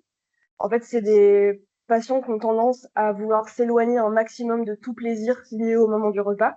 Ça peut passer par exemple par des brûlures volontaires dans la bouche pour plus ressentir de sensations, beaucoup de culpabilité, etc. Donc l'idée là, c'est par les interactions avec les objets pendant le repas, essayer de retrouver un lien et un potentiel plaisir avec ce moment. Et la troisième piste, c'est le fait de séparer les aliments ou les catégories d'aliments. Donc ça, on le retrouve beaucoup avec les patients, le fait de vouloir catégoriser.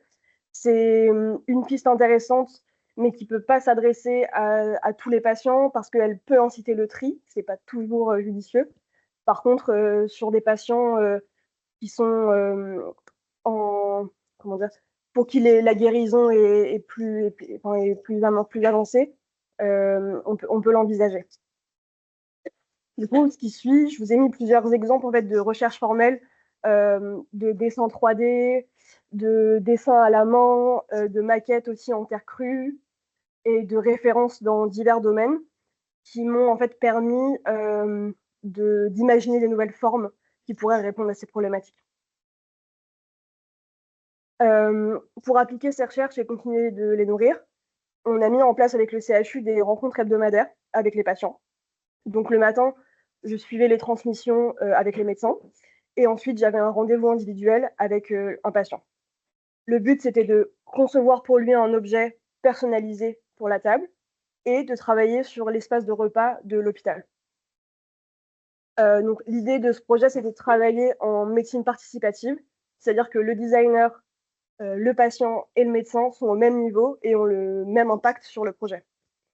Ces rencontres, elles ont pour but à la fois de prendre la nature et la mesure de l'angoisse, donc ce qui est plutôt lié à la pathologie en elle-même, et de rencontrer des personnalités singulières. Ça permet à la fois de développer la créativité du patient, de proposer un espace de respiration et de donner de la valeur aux choix, aux envies et aux besoins grâce à l'écoute. L'outil en question, c'était une sélection d'une centaine d'images qui étaient comme ça avec des petites cartes. Et en fait, l'idée, c'était de demander au patient de choisir 4 images par catégorie et de m'expliquer pourquoi est-ce qu'il les a choisies, qu'est-ce qu'il apprécie dans ces images. L'idée, c'était d'avoir un large choix d'images pour qu'il puisse vraiment aller chercher les spécificités qu'il apprécie. Mais chaque image me permettait, moi, d'avoir des premières pistes de dessin. Je pourrais vous remontrer, mais par exemple, sur cette image des rizières, on aurait pu aussi bien parler du contraste entre les différents vers, mais aussi des lignes courbes, mais aussi voilà, de diverses premières informations pour aider dans la conception du dessin. Et ensuite, après avoir déterminé les images, on déterminait des mots correspondants qui permettaient en fait de résumer l'ensemble des spécificités des images. Ensuite, à la suite du coup de ces mots, on a commencé la phase de dessin collectif et choix formel. Donc là, c'est vraiment en lien avec les images et les mots qu'on a déterminés et les recherches formelles précédentes que j'avais faites pour le mémoire notamment, qui permet en fait de concevoir un objet qui est vraiment adapté à ce patient en particulier. Ensuite vient le choix des couleurs. Donc en fonction des discussions, des choix d'images, etc., je propose au patient un nuancier de tessons en céramique qu'on dit en progression. Donc pareil, j'ai un exemple ici si vous souhaitez regarder. C'est-à-dire qu'en fait, à chaque fois, il y a un pourcentage de pigment qui est ajouté à l'engobe et qui permet de concevoir des variations de teintes. Et ensuite, le patient peut choisir ses préférences. Après avoir du coup déterminé les mots, les formes et les couleurs en fonction des envies et des besoins du patient, donc je me lance dans la fabrication des pièces. J'ai 2 exemples du coup à vous présenter. Dans le premier exemple, les principaux enjeux pour la patiente, c'était de séparer les aliments et de manipuler les objets. Elle souhaitait des formes organiques qui font écho à la nature, mais souhaitait une base ronde pour pas non plus trop l'éloigner de ce qu'elle avait comme habitude. Elle m'a aussi exprimé son besoin de se sentir encouragée dans ses efforts. Donc on a imaginé de placer la petite étoile verte que vous voyez sur l'image sous le compartiment des féculents, qui est la partie le plus difficile à accepter pour elle, dans le but de, lorsqu'elle a fini son assiette, elle voit cette étoile et elle conscientise ses progrès. Chacun des éléments s'encastre les uns dans les autres, donc elle peut aussi choisir de les dissocier ou de les laisser ensemble. Et là, dans cet exemple-là, la taille, elle s'adapte à sa prise alimentaire, qui est pour le moment en demi-portion. Le second exemple, c'est un objet qui est destiné à une seconde patiente avec qui j'ai travaillé, avec qui l'enjeu, c'était de catégoriser aussi les aliments, mais plus subtilement que de la compartimentation comme dans le premier cas. Elle avait aussi un fort attrait pour les lignes courbes, la lumière. Donc on a imaginé en fait une forme qui permettrait la délimitation des types d'aliments par justement la façon dont les ombres et lumières viennent se poser sur la pièce. Je vois vraiment ces objets comme des outils thérapeutiques, soit pendant la phase d'hospitalisation, soit pour la phase de transition entre l'hôpital et la maison, quand c'est un peu trop compliqué à la maison de retourner sur une assiette traditionnelle. On sait qu'il y a cet outil à disposition si on veut y aller plus progressivement. Chacun des choix, des échanges, des rendez-vous sont retranscrits dans ce qui est une annexe à mon mémoire, qui est le carnet des rencontres, qui est en fait un genre de carnet de bord de toutes mes recherches, de tous les choix, les dessins communs, les choix de couleurs, enfin, l'ensemble du projet. Et ensuite, il y a un second travail que j'ai amorcé à l'hôpital, c'est le réaménagement de la salle de repas de l'hôpital. Donc ça, c'était l'espace initial. Donc c'est un espace de 9 mètres carrés qui est dans un dégagement de couloir. Donc là, j'ai travaillé sur 4 points qui sont le mobilier, la lumière, l'espace de divertissement, information et l'isolation phonique et visuelle. Pour pouvoir mettre en place ce projet et avoir des avis sur le lieu, j'ai à la fois travaillé avec les patients actuels, mais aussi avec d'anciens patients qui ont eu accès, enfin, qui ont fréquenté ce lieu, et évidemment les aides-soignants qui aussi sont ce lieu tous les jours. L'aspect le plus demandé parmi les retours, c'était le besoin de réconfort et la modularité de l'espace. Donc, il y avait aussi beaucoup de contraintes, parce que comme tous les patients n'en sont pas au même point dans leur guérison, ils n'ont pas les mêmes besoins. Par exemple, il y avait des patients qui avaient besoin d'être complètement isolés, de ne pas regarder les autres manger. Pour d'autres, ça ne les gêne pas. Il y en a qui préféraient quand il y avait du passage, d'autres pas du tout. Et il y avait aussi les contraintes du côté du personnel soignant, notamment le fait de manger un par table pour éviter les comparaisons dans l'assiette, et la contrainte du temps, c'est-à-dire 45 minutes de repas et 1 heure d'attente dans cette salle, notamment pour éviter les vomissements en chambre après le repas. Et en fait, c'est un moment durant lequel les patients s'ennuient beaucoup. Déjà, c'est un lieu qui est assez anxiogène, parce qu'il fait référence au repas, c'est pas évident. Et en plus, ils s'y ennuient. Donc, j'ai travaillé sur 2 pistes en prenant en compte justement ces contraintes-là, dans l'objectif de rendre l'endroit plus réconfortant et de rassembler après le repas, dans l'idée de peut-être rendre ce moment un peu moins ennuyeux. Donc, la première piste, c'est le fait de faire référence à un lieu de restauration existant et réconfortant. Donc là, c'est un espace type café, avec banquette, lumière en direct qui est mobile, dans le but de réchauffer la pièce. L'idée, c'est qu'après le repas, on peut se déplacer et venir se retrouver autour de la table pour partager, passer du temps, etc. À chaque fois, du coup, vous avez une version pendant le repas et une version après.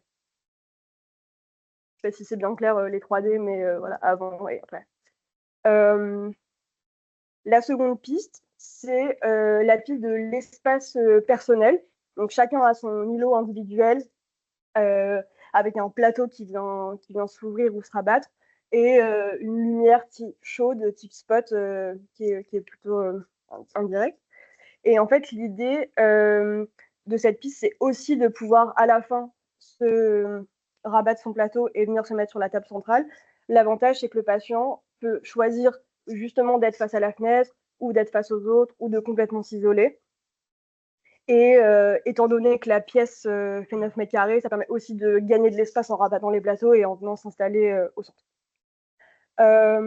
Pour conclure, je voulais vous montrer quelques retours d'une des patientes sur son expérience à l'hôpital. Donc, elle explique notamment le bénéfice pour elle de se sentir écoutée et intégrée entièrement au projet, et évalue positivement la pertinence du projet durant son hospitalisation. Ce principe-là, en fait, de tester in situ des projets d'arrêt design en milieu de soins, ça a un nom, ça s'appelle le principe de proof of care, donc le preuve de soins. Et ça permet 2 choses, à la fois de confronter le projet de manière très tangible, parce que c'est potentiellement avec ses utilisateurs dans ce cadre, mais ça permet aussi d'inclure le patient au projet, c'est-à-dire de peut-être considérer ce projet comme un soin en soi, justement par l'attention qu'on porte au patient et par l'écoute, la valorisation de ses choix, de ses envies, de ses besoins.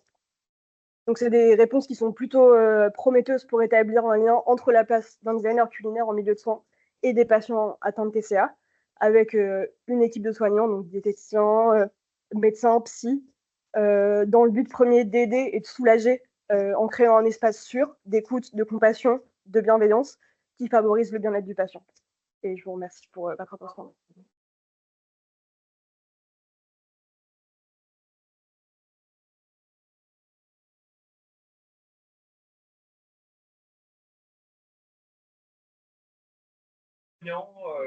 Très complémentaire, une vision différente.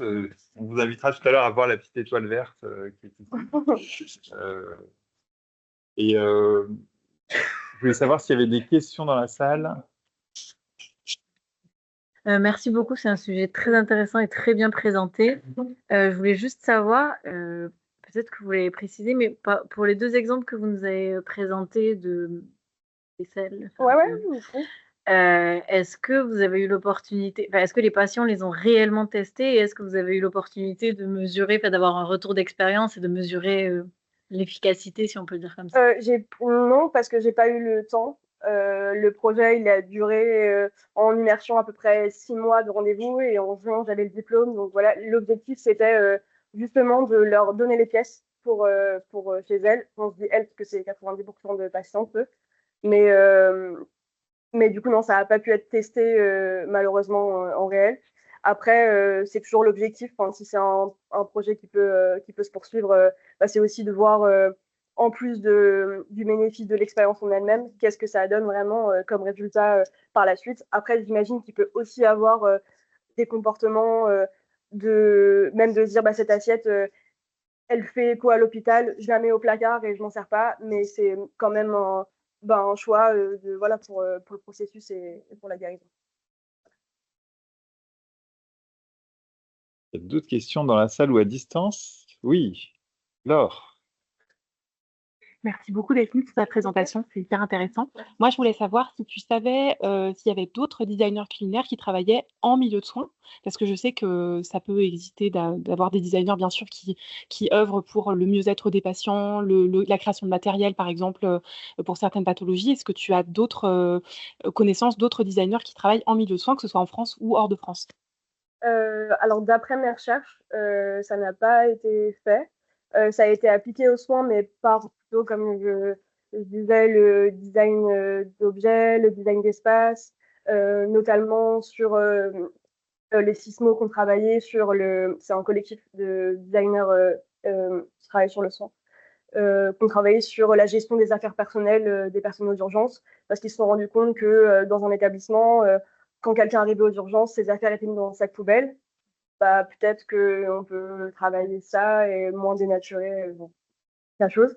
Vraiment, troubles du comportement alimentaire, design culinaire, j'ai pas vu.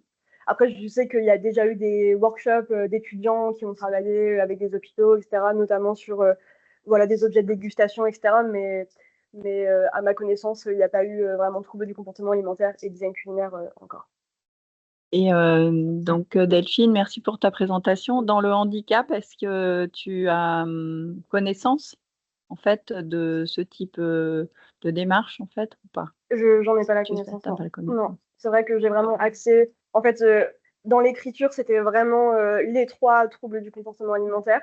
Mais on a aussi à l'hôpital conseillé il y a tellement de choses à lire, de choses à rechercher. Enfin, c'est vraiment de la recherche. Donc finalement, il y a plein de choses à aller approfondir, plein de choses qu'on ne connaît pas. Donc j'ai eu aussi beaucoup de chance d'avoir une équipe soignante à l'écoute de nouvelles façons de travailler, d'avoir autant de proximité avec les patients. Voilà. La traditionnelle question du fond. Merci pour votre présentation. Moi, c'est une question parce que le design culinaire, c'est la première fois que j'en entends parler. Donc, je suis vraiment étonnée de l'association entre design et culinaire.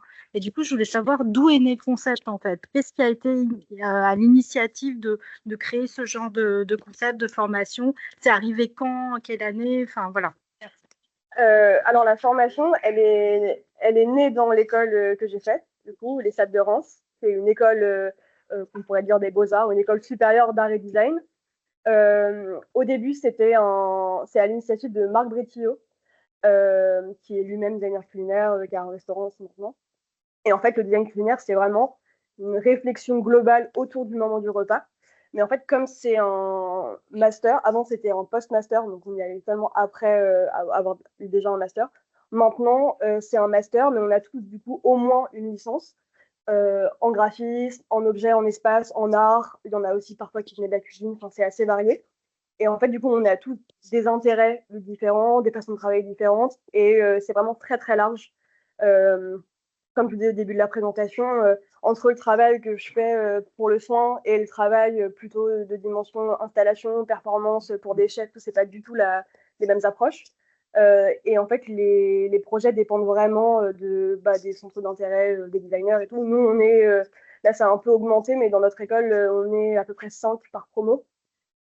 Donc, c'est vraiment un suivi très personnalisé. On a 2 profs qui sont designers culinaires, donc on aspire à être, et un prof qui est chef.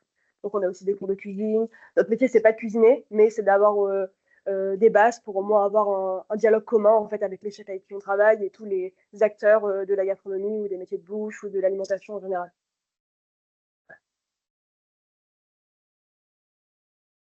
Est-ce qu'il y a des commentaires des personnes en ligne qui sont encore là? Il y en a encore beaucoup. On entend. Globalement, les personnes transmettent que c'est super intéressant et bravo pour cette présentation. Merci beaucoup. Je te transmets. Il me reste une petite question, mais elle sera plus pour Laure et Martine, du coup. Il y a d'autres questions pour Delphine? Oui. Bravo pour cette présentation. C'était où peut-on lire ou trouver vos travaux?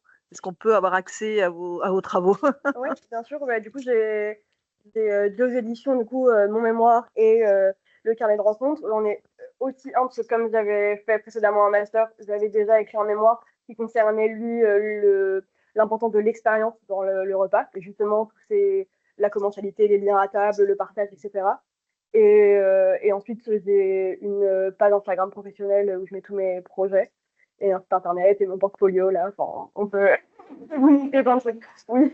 On va transmettre les informations suite à cette rencontre, tout comme les informations aussi de Laure, qu'on peut aussi consulter en dehors de ces rendez-vous engagés, hein, évidemment, et aussi les coordonnées de Martine et de Sodexo plus généralement pour leur travail au quotidien.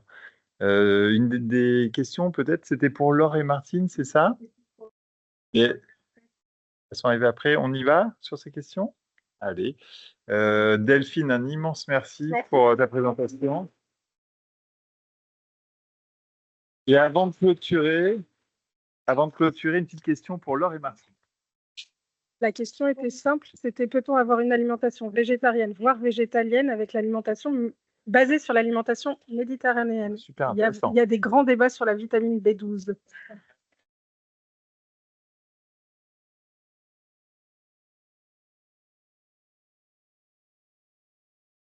Alors, alimentation végétarienne, végétalienne et méditerranéenne, c'est ça? Je dirais que oui. Oui, bien sûr, on peut tout à fait adapter. On peut tout à fait adapter selon le profil du patient. Les patients, on essaie de les accompagner au mieux en fonction de leurs envies, de leurs besoins, de leur culture, etc. Donc oui, on accompagne bien sûr les patients végétariens, végétaliens. On fait très attention à certaines carences, effectivement. Les carences potentiellement en calcium, les carences en oméga 3, les carences en B12, les carences en fer qui peuvent survenir dans ces populations-là. Donc il y a certains profils de patients pour lesquels on sait qu'on devra passer par de la supplémentation. Et c'est OK, c'est pas grave, hein. Il faut savoir que les omnivores, les gens qui mangent de tout, sont aussi parfois carencés en fer et en vitamine B12. Donc il n'y a pas que les végétaliens qui sont carencés en fer et en B12. Les omnivores aussi peuvent l'être. Donc oui, c'est Martine, tu...